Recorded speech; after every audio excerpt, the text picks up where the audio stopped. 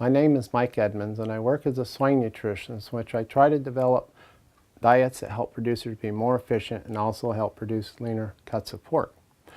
I'm a volunteer in human nutrition, and I try to give talks to help people learn more about what's needed in a healthier diet.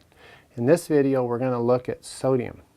High levels of sodium can be detrimental to health, and in many processed foods like meats, you can have too much sodium in the meat. For example, if we look at a prepackaged pork chop here and look at the sodium levels in this, they've added sodium phosphate and various salt sources to this meat.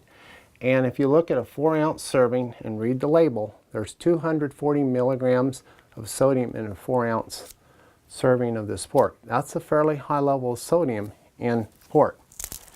Now, if you go to a store where they have a meat counter and you ask to see if they cut fresh pork, and in some meat counters they do cut fresh pork where they take a whole loin and cut it up, and they've not injected the salt solutions into that meat. And in this case, this is actually a fresh pork chop that's not been injected with sodium, and it only has 50 to 60 milligrams of sodium in a 4-ounce serving.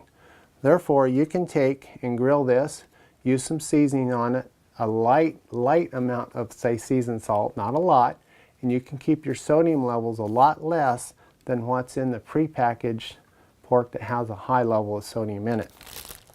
Now, to learn more about nutrition and that, our government has a nice website called choosemyplate.gov.